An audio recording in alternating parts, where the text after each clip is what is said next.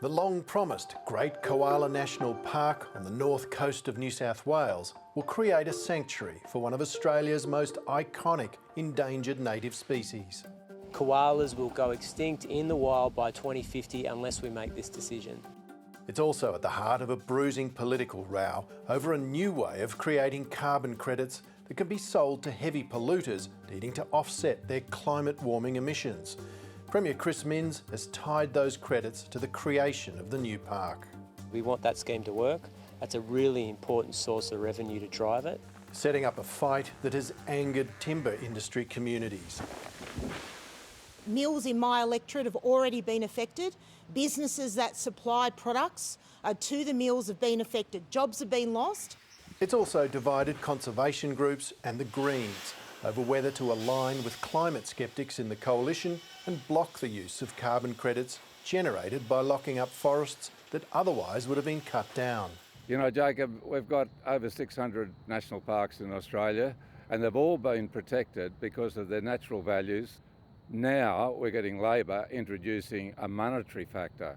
You can't have a national park unless you pay money to polluters or to somebody else or for some other reason. It's wrong.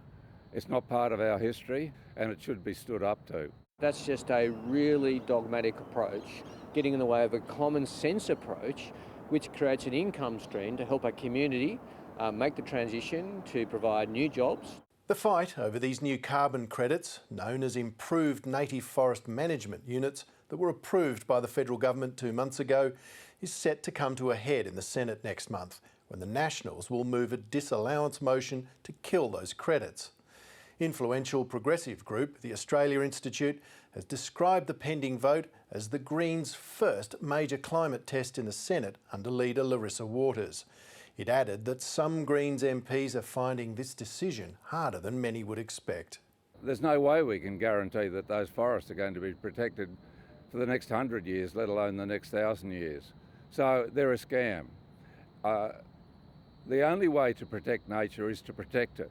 It's not a scam because, firstly, the trees are there. Secondly, the trees would be harvested were it not for the offer of carbon credits. Professor Andrew McIntosh has been a prominent sceptic of some existing carbon credits, but he and his team at the ANU helped the New South Wales government develop the native forest management method that is now under fire from critics. When you log a forest, it does two things. One, it results in the liberation of the carbon that's in the trees and in the dead wood in the forest that goes into the atmosphere. That's the first thing you avoid by reducing logging, is you avoid those emissions. The second thing is the forest can continue and will continue to sequester carbon through time if you don't chop the trees down. Carbon credits have long been controversial, but they're a vital cog in the government's cornerstone emissions reduction effort, known as the Safeguard Mechanism, which is forcing the nation's biggest resources, firms and manufacturers to cut emissions every year. If they can't meet mandated targets, they must instead buy carbon offsets. The coalition, which has walked away from net zero, has vowed to dismantle the whole scheme. If you see things like the Australia Institute, the Greens' own think tank, they are out there saying that this is wrong. When the Greens' own think tank knows something is crook in Tobruk and that this shouldn't go ahead, we think we've got a real chance. But Andrew McIntosh estimates the carbon credits generated by the Koala Park could earn as much as $15 million a year. There would even be more money on the table if the New South Wales government goes ahead with a much larger proposed national park that would cover much of the south coast from Wollongong to the Victorian border.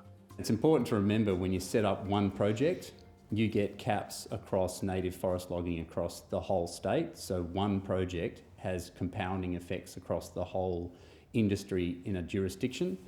And there's strong financial incentives for the state government once a project is established to go further and to look to reduce logging in other native forests.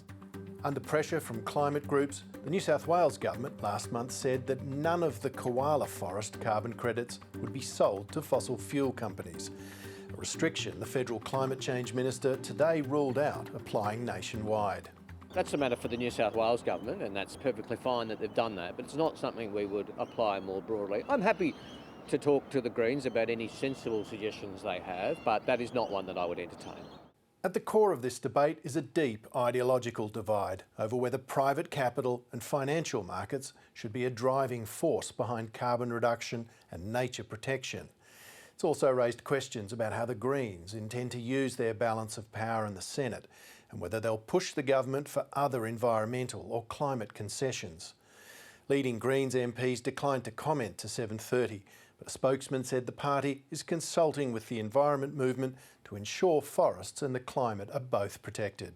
I think the Greens will win more seats if they stand up to Chris Minns on this one. He made the promise for the Koala National Park. The Greens should take him on and make him keep that promise. If they do vote with the coalition, the Greens would face a now familiar complaint that they're letting the perfect be the enemy of the good. For some, it's reprising memories of another hard-fought battle over climate policy. As happened with the carbon pollution reduction scheme back in Kevin Rudd's days, everybody said the Greens have got to support this arrangement made between the government and coalition. We didn't, because it was going to give billions of dollars to the polluters. And at the next election, despite all the pundits, our vote went up by nearly 50% and we won 4 more seats. That was the biggest own goal for climate action in living memory. The Greens played a very destructive role on the CPRS, and I'm not surprised that Bob Brown would want to repeat that. But sensible people, sensible Greens, would not see that repeated.